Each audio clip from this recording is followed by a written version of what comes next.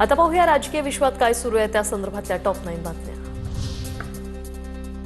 काँग्रेसने आपल्या लोकांना आमिष देऊन पळवलं। आपले उमेदवार पळवणाऱ्याला काँग्रेसच्या नेत्यांना काँग्रेसने उमेदवारी देऊ नये, अनिल देशमुख यांची प्रतिक्रिया। त्यांना परत राष्ट्रवादीकडे पाठवण्याची पहिली अट काँग्रेससमोर ठेवा, देशमुखांचं पदाधिकाऱ्यांना आवाहन। मॉफ व्हिडिओ बाहेर काढण्यामागे सुनील तटकरेंचाच हात। तटकरेंचे व्हिडिओ बाहेर काढले तर त्यांना तोंड दाखवायला जागा उरणार नाही, महेंद्र दळवींचा इशारा। मोहोळ पंढरपूर पालखी महामार्गाच्या कामात घोटाळा। ठाकरे सेनेच्या उपनेत्या सुषमा अंधारे यांचा गंभीर आरोप। तर कोट्यावधींची उधळण करणाऱ्या जाहिरातींसाठी पैसे येतात कुठून, अंधारे यांची महायुतीच्या नेत्यांवर टीका। मनसे नेते संदीप देशपांडेंनी घेतली सार्वजनिक बांधकाम मंत्री शिवेंद्रराजे भोसलेंची भेट। मुंबईतील बांधकाम विभागातील भ्रष्टाचारासंदर्भात दोघांची भेट, देशपांडेंची कारवाईची मागणी। महापालिका निवडणुकीसाठी महायुतीचा फॉर्म्युला ठरला। मुंबई, ठाणे, कल्याण, डोंबिवली, नाशिक, नागपुरात भाजप शिवसेना एकत्र, तर पुणे, पिंपरी चिंचवडमध्ये राष्ट्रवादी भाजप वेगवेगळे लढणार, सूत्रांची माहिती। अजित पवारांच्या राष्ट्रवादीच्या आमदारांची आज बैठक। गोंडवाना क्लबमध्ये आगामी मनपा निवडणुकीबाबत चर्चा। दोन्ही सभागृहातील आमदार उपस्थित। काँग्रेस खासदार शशी थरूर यांनी नाकारला वीर सावरकर पुरस्कार। ऑपरेशन सिंदूरवेळी इतर देशात जाऊन भारताची भूमिका मांडल्याने HRDC इंडिया संस्थेने जाहीर केलेला पुरस्कार, माझ्या परवानगीशिवाय जाहीर केलेला पुरस्कार मी घेऊ शकत नाही, थरूर यांची प्रतिक्रिया। मुंबईतील कापड गिरण्यांच्या जमिनीवरील घरं, चाळींचा झपाट्याने पुनर्विकास होणार। नियमावलीत फेरबदल करण्याचा महत्त्वपूर्ण निर्णय। उपमुख्यमंत्री एकनाथ शिंदे यांची विधानसभेत घोषणा। अनेक वर्षांपासून रखडलेल्या पुनर्विकासाला चालना मिळणार। मुंबईतील सर्व पोलीस वसाहतींच्या पुनर्विकासासाठी धोरण तयार करणार असल्याचा मुख्यमंत्री फडणवीसांचा मोठा निर्णय। पोलिसांच्या कुटुंबियांना हक्काची घरं माफक दरात देण्याचा सरकारचा प्रयत्न।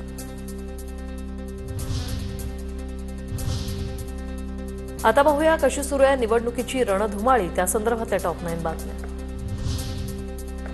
सिन्नरमध्ये शिंदे सेनेच्या उमेदवाराची माघार। प्रभाग क्रमांक 5A मधून उमेदवार दर्शन भालेराव यांची माघार। माघारीमुळे ठाकरेंच्या शिवसेनेनं उघडलं खातं। प्रभाग 5A मधून उदय गोळेसर बिनविरोध। जालना महापालिकेच्या मतदार यादीत 9,338 दुबार मतदार। दुबार मतदारांच्या घरोघरी जाऊन BLO पडताळणी करणार। 15 डिसेंबरला अंतिम मतदार यादी प्रसिद्ध होणार। चंद्रपूरच्या ब्रह्मपुरी शहरातील सुंदरनगर परिसरात शेताच्या बांधावर मतदान कार्ड सापडली। मुलं शेतात खेळत असताना मतदान कार्ड सापडली। मतदान कार्ड मुदतबाह्य की बनावट, सवाल उपस्थित। ठाकरेंच्या शिवसेनेच्या शहराध्यक्षांची तहसीलदारांकडे तक्रार। कोल्हापुरातल्या पेठवडगाव स्ट्रॉंगरूम बाहेर उमेदवारांनी स्वखर्चातून बसवले CCTV कॅमेरे, प्रशासनाने काढले। सखोल चौकशी करणार, बावनकुळेंची माहिती। तानाजी सावंतांचा मुलगा पुणे पालिकेसाठी भाजपमधून निवडणूक लढण्यास इच्छुक। गोपनीय पद्धतीनं गिरिराज सावंतांचा इच्छुक म्हणून अर्ज, सूत्रांची माहिती। बंडू आंदेकरचा तुरुंगातून निवडणूक लढण्यासाठी अर्ज, विशेष मोका कोर्टाकडून बंडू आंदेकरचा अर्ज मान्य। आयुष कोमकर हत्या प्रकरणात बंडू आंदेकर अटकेत, नियमानुसार निवडणूक लढवण्यास कोर्टाची परवानगी। छत्रपती संभाजीनगर पालिकेसाठी भाजपसोबत युती करण्याचे शिंदेंचे आदेश। शिंदेंसोबत स्थानिक आमदार पदाधिकाऱ्यांची बैठक झाली, सूत्रांची माहिती। मुंबईत आतापर्यंत सापडलेले 41,057 दुबार मतदार। दुबार नावांमध्ये होणार 15 ते 20% घट। मतदार यादीबद्दल 10,688 तक्रारी। जालना महापालिकेच्या मतदार यादीत 9,338 दुबार मतदार। दुबार मतदारांच्या घरोघरी जाऊन BLO पडताळणी करणार। तर अजूनही स्ट्रॉंग रूमची सुरक्षा कायम आहे, मात्र आता प्रतीक्षा आहे निकालाची। नेमकं काय सुरू आहे आढावा घेऊया टॉप 9 बातम्यांमधून। बुलढाण्यात स्ट्रॉंग रूमच्या निगराणीसाठी 8 अतिरिक्त कॅमेरे बसवणार। काही उमेदवार प्रतिनिधींकडून 5 कॅमेरे बंद असल्याचा आरोप। त्यानंतर उमेदवारांना सोबत नेऊन स्ट्रॉंग रूम बाहेर अतिरिक्त 8 कॅमेरे बसवण्याची जागा निश्चित। पुण्याच्या खेड तालुक्यातील क्रीडा संकुलांमधील स्ट्रॉंग रूम बाहेर पोलिसांचा मोठा बंदोबस्त। स्ट्रॉंग रूमच्या आतील CCTV पाहण्यासाठी टीव्ही लावले। CCTVची निगराणी करण्यासाठी नगर परिषदेने 2 कर्मचारी ठेवले। वाशिमच्या कारंजामधील शेतकरी भवनातील स्ट्रॉंग रूम बाहेर पोलिसांचा मोठा बंदोबस्त। स्ट्रॉंग रूम परिसरात 20 पोलीस कर्मचाऱ्यांची गस्ती। दिवस रात्र कडेकोट पोलीस बंदोबस्त। कराडच्या बहुउद्देशीय हॉलमधील स्ट्रॉंग रूम बाहेर पोलिसांचा मोठा बंदोबस्त।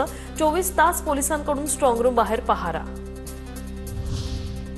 बीडच्या परळीमधील स्ट्रॉंगरूम बाहेर राडा झाल्यानंतर सुरक्षा वाढवली। स्ट्रॉंगरूम बाहेर चारही बाजूने बॅरिकेडिंग लावले। मतमोजणीच्या दिवशी मोठा पोलीस बंदोबस्त ठेवला जाणार। हिंगोलीतील स्ट्रॉंगरूम बाहेर पोलिसांचा मोठा बंदोबस्त, राज्य राखीव दलासह पोलिसांचा कडेकोट बंदोबस्त। 35 सीसीटीव्ही कॅमेरे संपूर्ण परिसरात लावले। परभणीच्या पूर्णामधील स्ट्रॉंगरूम बाहेर पोलिसांचा मोठा बंदोबस्त, पोलिसांकडून 24 तास स्ट्रॉंगरूम बाहेर पहारा, प्रशासनाकडून सीसीटीव्ही लावण्यात आले।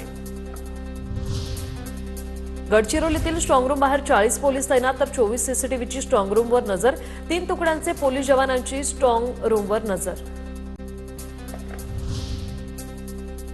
अकोला जिल्ह्यात स्ट्रॉंगरूम बाहेर गेल्या 9 दिवसांपासून पोलिसांचा कडेकोट बंदोबस्त, 9 SRPF जवानांसह पोलीस तैनात, ठिकठिकाणी सीसीटीव्ही लावण्यात आलेत। आता पाहूया टॉप 9 मोठ्या बातम्या। नाशिकच्या रामटेकडी परिसरात नवीन एसटीपी प्लांटसाठी 300 झाडं तोडली। जलशुद्धीकरण केंद्र उभारण्यासाठी 447 झाडं तोडण्याची परवानगी असल्याचा पालिकेचा दावा।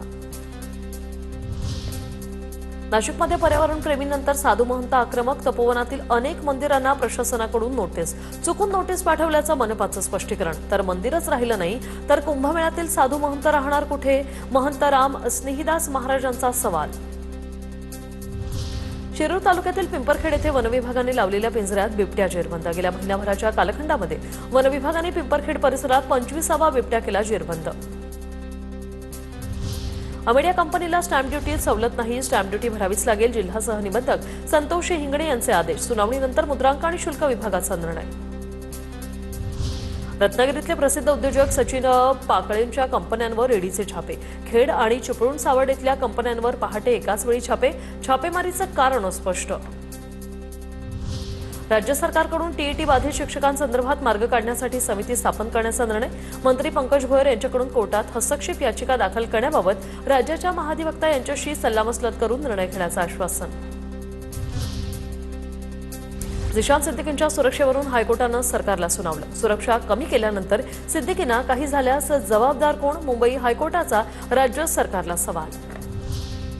पुणे महानगर क्षेत्रात 220 प्रकल्पांची कामं हाती घेतली। 32,523 कोटी रुपयांचा निधी मंजूर। मुख्यमंत्री देवेंद्र फडणवीस यांची माहिती। भाजप आणि महायुतीचे आमदार रविवारी आरएसएस मुख्यालयाला देणार भेट। राष्ट्रीय स्वयंसेवक संघाचे नेते आमदार मंत्र्यांना करणार मार्गदर्शन। अजित पवारांच्या राष्ट्रवादीचे आमदार अशीम बागेत जाणार का याकडे लक्ष।